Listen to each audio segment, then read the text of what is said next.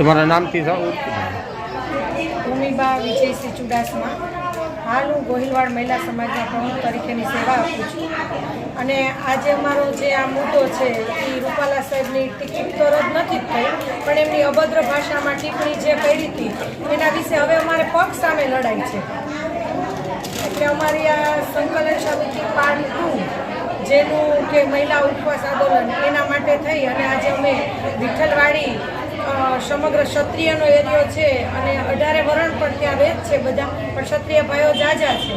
એટલે અમે અહીંયા પંચનાથ મહાદેવના મંદિરમાં એક અનશન આંદોલન મહિલા આંદોલન કર્યું છે આજે.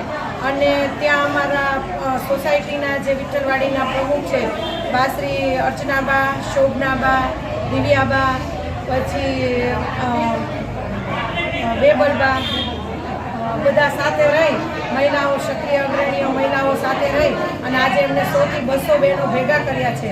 મતદાન કેવી રીતે કરવું, જાગૃતિ શું લાવવી એના માટે થઈ અને આજે અમે સરસ મોટી મિટિંગનું આયોજન કર્યું છે.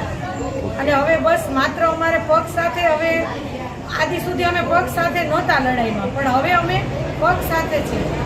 કે હવે અમારે મોદી સાહેબે કાલે જે કર્યું તો એમને થોડી વારમાં એમનું અમે જોયું લાઈવ ઉપર તો એમને બધું યાદ આવી ગયું રાહુલ ગાંધી વિશે.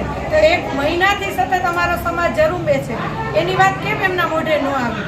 એ તો અમને ખૂબ જ મહિલાઓને દુઃખ લાગ્યું છે કે અમારી અસ્મિતાની લડાઈ છે. એટલે અમે ખુદ પણ બધા ભાજપ પક્ષના લોકો છીએ, છતાંય અમારે પક્ષ સામે લડાઈ કરવી જ પડે એમ છે. ના, લડાઈ બહુ લાંબી છે.